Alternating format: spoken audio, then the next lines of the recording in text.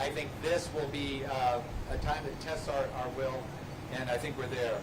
All of us up here we're really working hard for a safe and a timely resolution to this problem, and hopefully we'll have some even better news shortly. Thank you. This is a very dynamic incident, and we are in a unified command with multiple agencies, and our incident commander of this incident is going to be Chief Park. Good afternoon. Thank you. My name is Jesse Park. I'm CAL FIRE Riverside County Division Chief 4, and I'm the incident commander for the Riverside County Fire Department. Last night at about 7:41, smoke was noticed coming from a train car. This initiated a hazmat response, and out of an abundance of caution, we had to set up an evacuation zone and evacuate about 170 people. Right now, we are still monitoring the situation, making sure that it doesn't escalate. And so we are going to give you an operational briefing right now with our operations section chief. And I'd like to introduce Mark Scoville. He'll go over today's operations and what they've been dealing with. Good afternoon. My name is Mark Scoville. I'm the Incidents Operations Chief. Currently, what we have going on is a very dynamic incident, as already said. The tank car in question was off-gassed last night. We have not had any further off-gases from it. And currently, we are doing a overhead evaluation using our drones for temperature-related items to ensure that the tank itself is staying at a static temperature.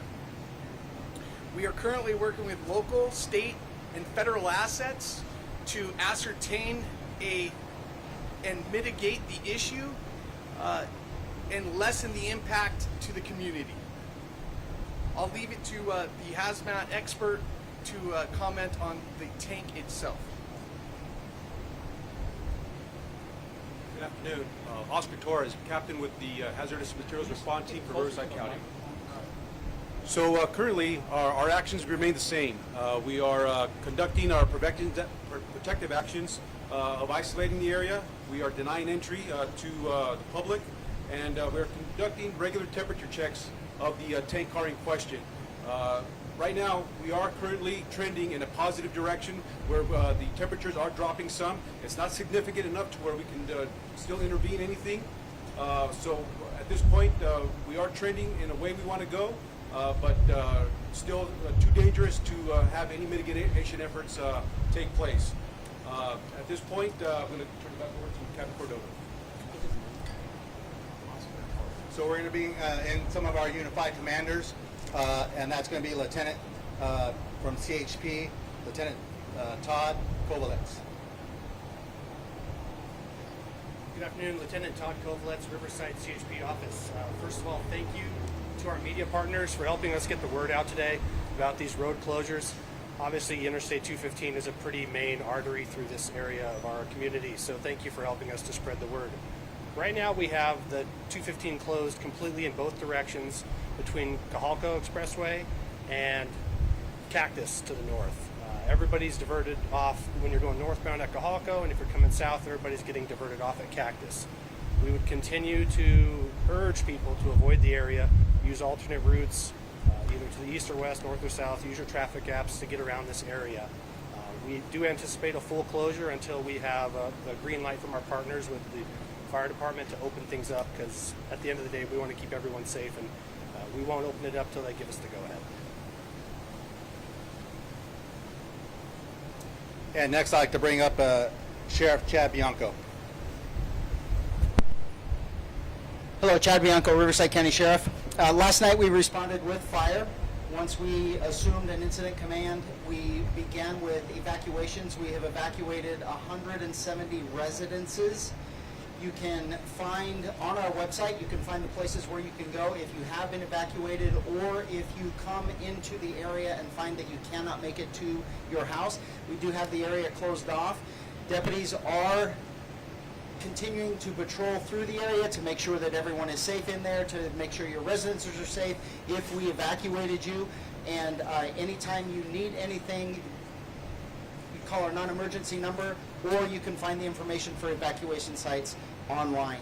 Other than that, we just ask everyone to please be patient, please be calm, stay out of the area if at all possible, and do not try and just drive into the area. If you have to go in for some type of an emergency, make sure you stop a deputy and let them know, and we will deal with that situation as it arises. Thank you. And next up is Emergency Management Department, Shane Reichart. Shane Reichart, Senior Public Information Officer for the Emergency Management Department. We continue to support the incident. We do have various county departments here to assist the residents that are impacted by this. Social Services, the Animal Services, as well as the American Red Cross. They are staffing a shelter. That shelter is at the Pinnacotta Middle School. That address is 1990 A Street in Paris. The County Emergency Operations Center is available should it need to be activated so that we can support our residents and get them home as safely and as quickly as possible. We remind all residents to sign up for emergency local alerts at rivcoready.org/alertrivco.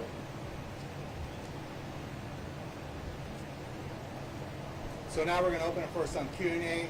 Again, if you want to do a special interview afterwards, these gentlemen will be available to you after the press conference. So we'll take questions at this time. The tanker car, is it by itself on a rail, or is it part of a train that was being pulled through? And who's the carrier? So the carrier is a private. The carrier is a private carrier. The tank car is on a BNSF railroad spur on private property. Does that answer your question?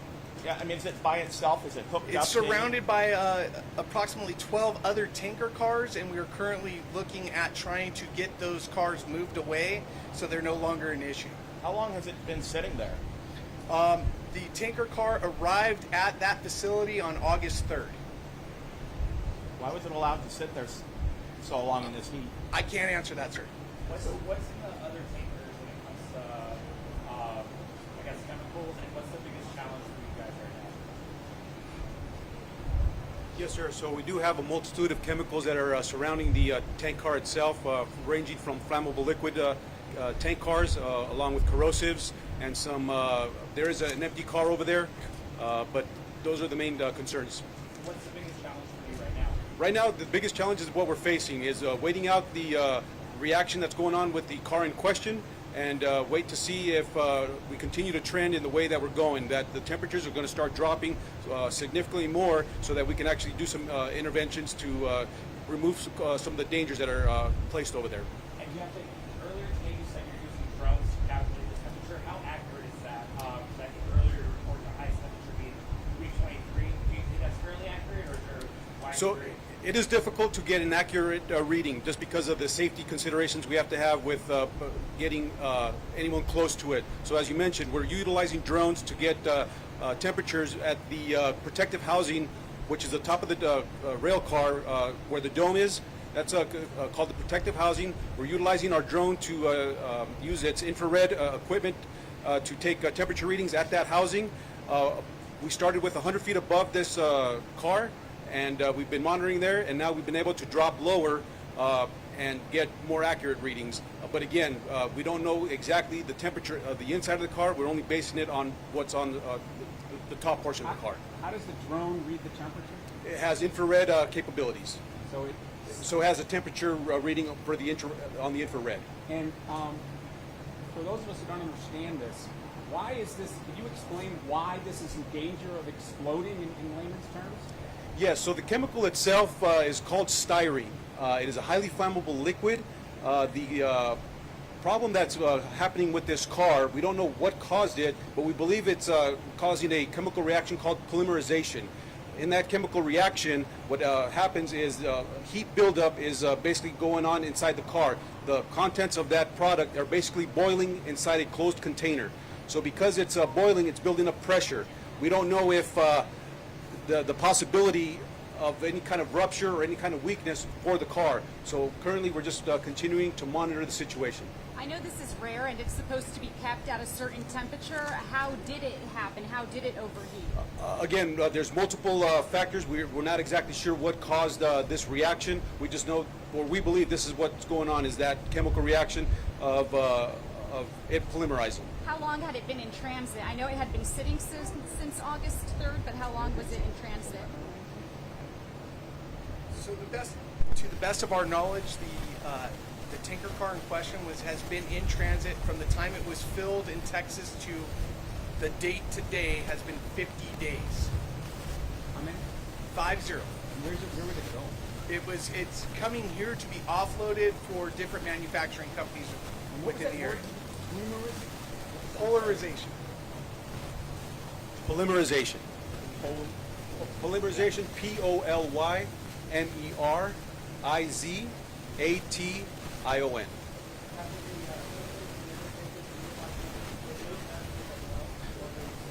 No, they're not a hazard for the incident. There is no chemical reaction or any problems that we're having with the other cars. The problem is we are unable to remove them from the area due to the danger being faced by the one car.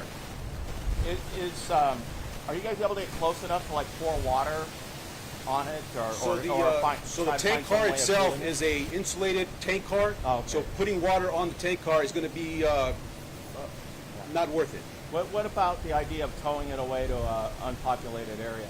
So that is the actual plan, to remove the car, or at least to remove the other cars away from it. As I mentioned earlier, we are trending in a positive direction with the temperature readings on the car. So we don't want to necessarily move it or disrupt anything that's going on with that car. The safest avenue that we believe would be to remove the other cars first. What temperature does it have to get to so you can relax? So speaking with other subject matter experts, private companies, the railroad company, what we're hoping to reach is somewhere around 150 degrees at either a bolster or the protective housing. So once it gets to 150, what do you do then? So at that point, we then work with the private contractor, which is hired by the company, to mitigate whether they're going to remove it from the scene or however they're going to deal with it. Can Mr. Scoville clarify, are gases still being from that, or is that stopped already? We have not had a vapor release from the container or the vessel since the 1944, 7 o'clock last night, when the original release happened. What's your advice to residents right now as they're just waiting for some kind of answer that's when they can go home? Be patient, please. We're working diligently to have a solve for everybody. The problem becomes we're dealing with a substance and an incident that is dynamic, and so we don't want to put anybody back in their homes until we know that they are going to be safe. And I apologize up front to every one of them. For the CHP, sir, is there a point where you guys would feel pressure from the public and you'd say we've got to reopen the 215 and we'll take our chances? I'm sure you can look behind you and see that we are already getting pressure from the public, but their safety to us is of utmost importance. So that's why we want to work together to get the word out, to use other directions. Obviously, we don't want to see people stuck on the freeway. People are breaking down. Our officers are working diligently to monitor the traffic, but ultimately their safety is a priority, and any chance this could blow, we're going to work with fire and follow their guidance and keep drivers out of the area.